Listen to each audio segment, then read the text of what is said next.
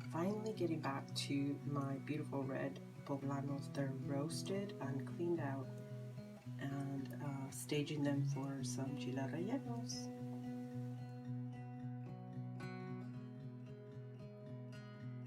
I'm gonna show you guys quickly, even though I've shown you several times how to prepare chile rellenos. I might as well go ahead and show you while I'm doing it. This is my red poblano. It's stuffed with the picadillo con papas, the recipe that's on my blog. And what I do is I dredge them through the flour, but you want to make sure that there's no excess flour on here, otherwise the batter will fall off. So as you coat it with the flour like this, you kind of want to tap it. I tap it with my hand, so see there's no extra flour left on there.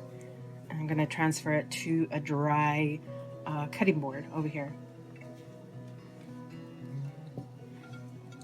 And when you're doing these, you want to make sure you try not to grab it from the stem, even though this one is strong. Some of them are not strong and they'll fall off or pull out of there, tear out. So go ahead and, like I said, just, you could even do this, put the flour on a plate and then just kind of roll it in there. And just make sure it's all coated everywhere. These stuffed rellenos were in the refrigerator. Sometimes I put them in the freezer when I want them to firm up quickly. That helps when you're going to dip them in the batter. So there's another one. Some important things that you should remember when preparing chile rellenos. First thing,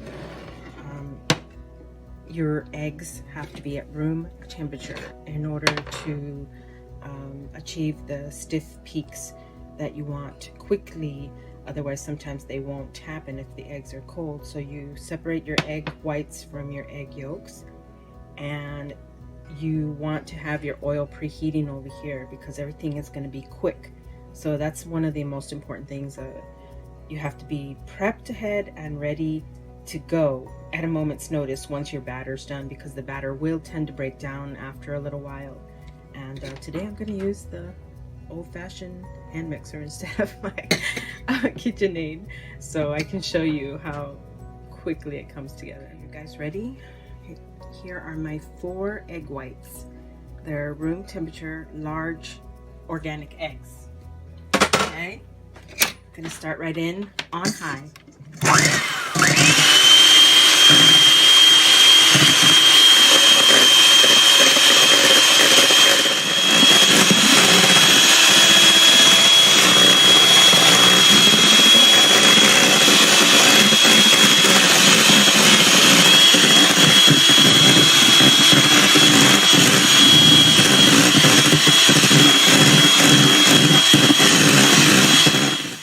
So I had to film it in several segments, obviously. You see, less than 2 minutes.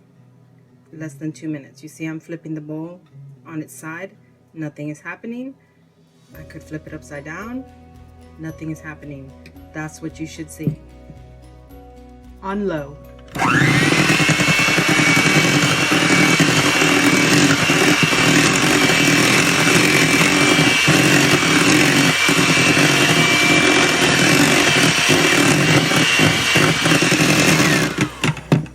Chile relleno batter done. My oil has been preheating, so I'm gonna go ahead and jump over there and begin to coat and batter and fry my chile relleno. Okay, here's my first chile, and because I know that this one has a strong stem, I'm gonna go ahead and hold it from the stem, and I'm just gonna make sure that it's evenly coated in there.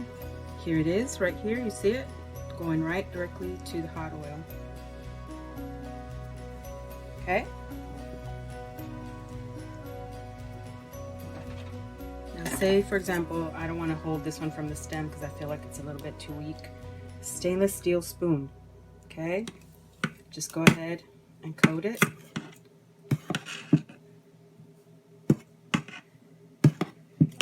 Okay? You want to shake off the excess. And when you come over to the oil, then you're going to take help from the stem here, and you're just going to kind of lightly put it there. You don't want this spoon to get any oil on it, okay? So after I put them in the oil, I kind of let them sit for a little bit before I begin to gently ladle some oil over the top. If you ladle it on too fast or too hard, you're going to push that batter right off of the chile relleno. So just gently, gently.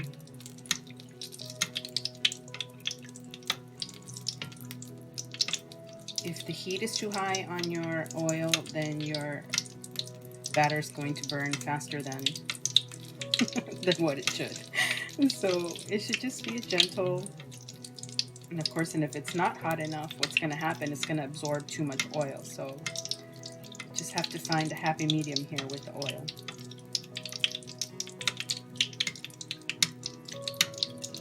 Okay, so I'm going to continue doing this and then get ready to flip them. Just a gentle, gentle. Here comes the fun part, turning them. Again, you should try to make a habit of having some stainless steel tools, not plastic, and especially when you're working with hot oil. It drives me crazy. Sorry, there, I said it. So, use two utensils, gently flip it over, and some of the batter may come off. It's okay, it's not a big deal. There's one. Okay. Usually try to flip it over onto your flat spatula, not your spoon over here, or whatever it is. There it goes. Okay. Like I said, the batter can be a little bit tricky, but just kind of push it back in there.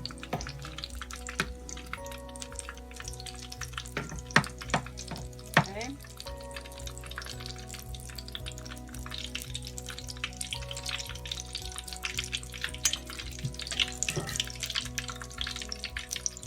Now I'm going to get ready to take it out. So it has a nice golden brown color, and sometimes you may need to take a regular spoon and go over on the sides to make sure that all the sides get brown. But then when I take them out, I use this one, right? Get underneath it and take off the excess. And I always transfer them to a plate or a baking sheet that is lined with paper towels. So there goes this one. If you have to use both of them, or if it goes easier onto the flat, then put it on the flat. There's no rhyme or reason, as long as you can get it out without messing it up too much. So there's your first two chile rellenos, and then I'll go ahead and finish the other two. As your chiles that you have sitting there they will start to absorb some of the flour, so you want to go ahead and maybe dust them again and pat them down again. So here's my chile here. That stem is kind of weak, so I'm just going to gently use the spoon to coat. I can't maneuver with my left hand, but you get the idea. And then see how the stem wants to come out. Whoop, there it goes. See? Told you. I'm glad it happened so you guys can see that that stuff really happens. Just happened to me on my watch. Okay, so here we go. Try to get the chile in there without getting the spoon in there. I know it seems kind of hard, but there you go. No oil on the spoon. The last chile over here, it needs a little bit more flour on it, because as it sits here, like I said, it absorbs the flour. Okay, where are we at? My last chile. Just get some of the excess flour out of there. There's too much flour on it. Okay.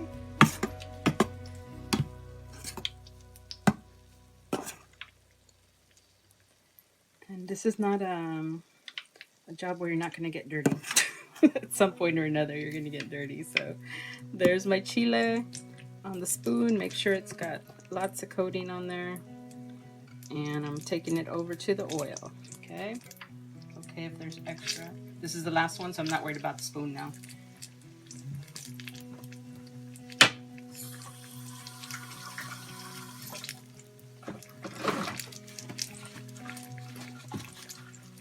Okay, so I'm going to let them sit there before I start to ladle some oil over the top. So here we are. And this is what I usually only like to do one chile at a time, believe it or not, because I know that's crazy, but I don't like to have anything else in the pan when I'm trying to maneuver one chile, but I know it's not possible. My mom used to have to make enough for 10 people, so I'm just going to break this off of here. And see what happens? I did it a little bit too quickly, and the batter wants to come off, but it's all good now. Just gently.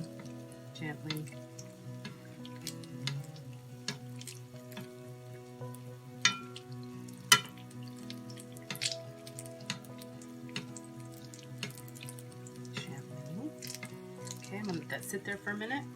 A little bit closer, so I'll take the camera over here.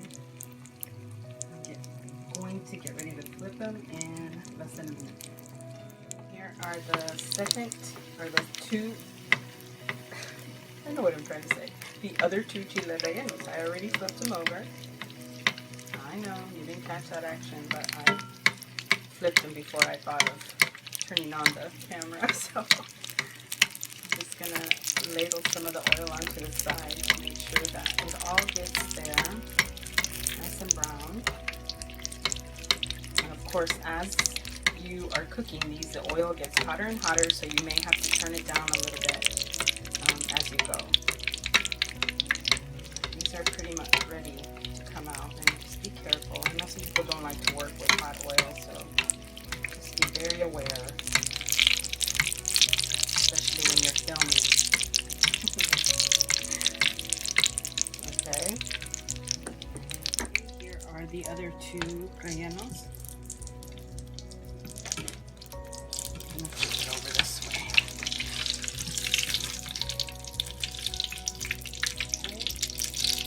Okay, a little bit. Okay, here's my last relleno coming out of the oil. Shake off a little bit of the excess oil and let it sit. So then once I have them out and they had a minute to sit here, I like to grab some more paper towels, and I come out and I gently try to absorb some more of that grease. You don't have to do that, but I like to do that.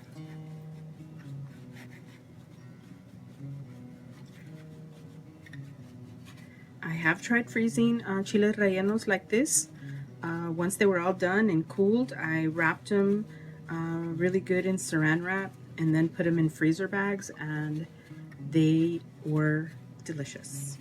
I just take them out and reheat them in the oven and put them in sauce and put some cheese on top. Yeah, amazing. Because you will absorb more oil like this. So just because I know they're going to sit here for a little while, what I'm going to do is I'm going to transfer them to a clean baking dish with more clean paper towels, and I'm just going to use my hands to gently pick them up and quickly transfer them over because they're hot. They're hot! So good. There's one